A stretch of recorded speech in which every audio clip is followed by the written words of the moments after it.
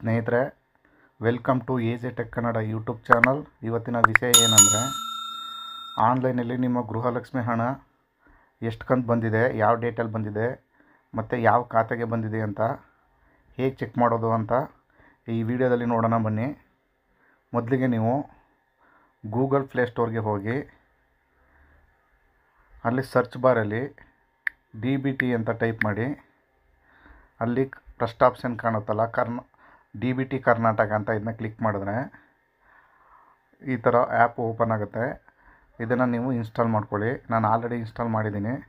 Install ಮಾಡಿದ ನಂತರ open ಅದ್ರ ಮೇಲೆ ಕ್ಲಿಕ್ ಮಾಡಿ. ಹೀಗೆ ಪೇಜ್ ಓಪನ್ ಆಗುತ್ತೆ. ಇಲ್ಲಿ ನೀವು ಫಸ್ಟ್ ಟೈಮ್ ಏನಾದರೂ ಲಾಗಿನ್ ಮಾಡ್ಕೋಬೇಕು ಅಂದರೆ ನೀವು ಇಲ್ಲಿ ಕೆಳಗಡೆ ಕಾಣ್ತಾ ಇದೆ ಹೊಸ ಬಳಕೆದಾರರೇ ನೋಂದಾಯಿಸಲು ಇಲ್ಲಿ ಕ್ಲಿಕ್ ಮಾಡಿ ಅಂತ. ನೀವು ಈ ಆಪ್ಷನ್ನ ಕ್ಲಿಕ್ ಮಾಡಬೇಕು. ಕ್ಲಿಕ್ ಮಾಡಿದ ನಂತರ ಇಲ್ಲಿ ನಿಮ್ಮ ಆಧಾರ್ ನಂಬರ್ನ ಹಾಕಿ.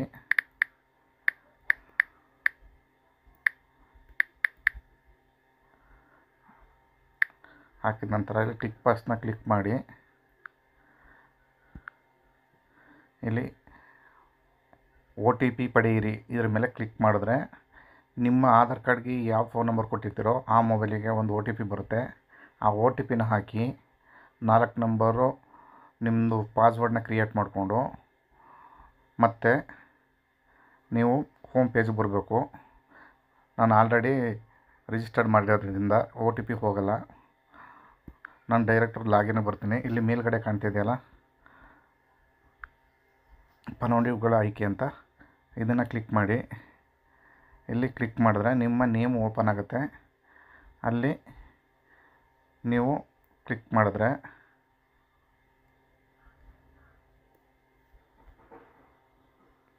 ಅಲ್ಲಿ ಕ್ಲಿಕ್ ಮಾಡಿ ನೀವು ಅಲ್ಲಿ ಕೊಟ್ಟಿರ್ತಕ್ಕಂಥ 4 ನಂಬರ್ ಪಾಸ್ವರ್ಡ್ನ ಹಾಕಿ ಓಕೆ ಅಂತ ಲಾಗಿನ್ ಅಂತ ಕ್ಲಿಕ್ ಮಾಡಿದ್ರೆ ಈ ಥರ 4 ಆಪ್ಷನ್ಗಳು ಕಾಣುತ್ತೆ.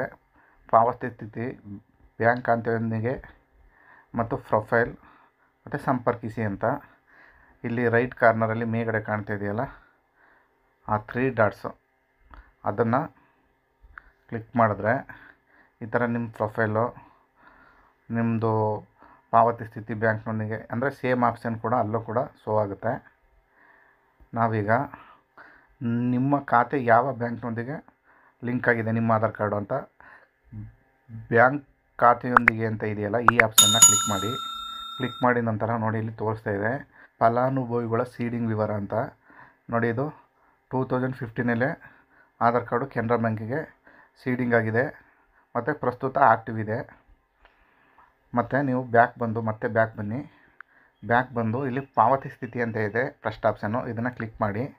ಕ್ಲಿಕ್ ಮಾಡಿದ ನಂತರ ನಿಮಗೆ ಸರ್ಕಾರದಿಂದ ಎಷ್ಟು ಯೋಜನೆಗಳು, ಸಬ್ಸಿಡಿ ಮತ್ತು ಈ ಥರ ಏನೇನು ಸೌಲಭ್ಯಗಳು ದೊರಕಿದೆ ಅದೆಲ್ಲ ಇಲ್ಲಿ ಶೋ ಆಗುತ್ತೆ. ಸೀರಿಯಲ್ ನಂಬರ್ ಪ್ರಕಾರ ಶೋ ಆಗುತ್ತೆ ನಿಮಗೆ. ಇಲ್ಲಿ ನೋಡಿ, ಒಂದು ಹಾಲು ಉತ್ಪಾದಕ ಪ್ರೋತ್ಸಾಹಧನ, ಪ್ರಧಾನಮಂತ್ರಿ ರೈತ ಶಕ್ತಿ, ಗೃಹಲಕ್ಷ್ಮಿ, ಅನ್ನಭಾಗ್ಯ, ಸಂಧ್ಯಾ ಸುರಕ್ಷೆ, ಬೆಳೆಗಳ ಸಬ್ಸಿಡಿ ಮತ್ತು ಡಿಸ್ಟ್ರೈಟ್ ಅಂದರೆ ನೀವು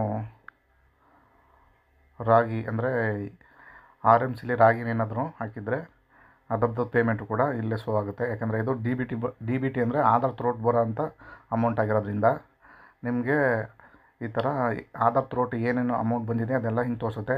ಇದರಲ್ಲಿ ನಾವು 4ನೇ ಆಪ್ಷನ್ ಇದೆಯಲ್ಲ ಗೃಹಲಕ್ಷ್ಮಿ ಅಂತ, ಅದನ್ನು ಕ್ಲಿಕ್ ಮಾಡಿದ್ರೆ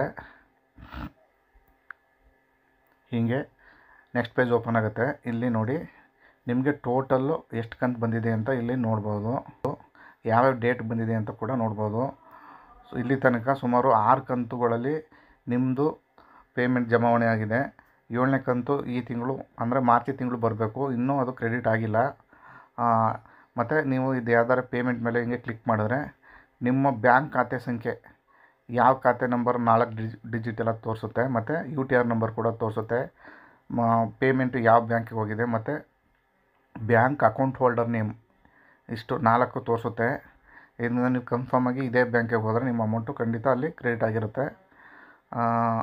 ಮತ್ತು ಇದೊಂದೇ ಪೇಮೆಂಟ್ ಅಂತಲ್ಲ, ನಿಮ್ಮದು ಕಿಸಾನ್ ಸಮ್ಮಾನ್ ನಿಧಿ ಮತ್ತು ಇತ್ತೀಚೆಗೆ ರೈತ ಶಕ್ತಿ ಅಂದ್ಬಿಟ್ಟು ನೋಡಿ ಕಿಸಾನ್ ಸಮ್ಮಾನ್ದು ಕೂಡ ಎಷ್ಟು ಕಂತು ಬಂದಿದೆ ಮತ್ತು ಯಾವ ಡೇಟ್ ಬಂದಿದೆ, ಯಾವ ಖಾತೆಗೆ ಬಂದಿದೆ, ಆ್ಯಸ್ ಇಟ್ ಈಸ್ ತೋರಿಸುತ್ತೆ.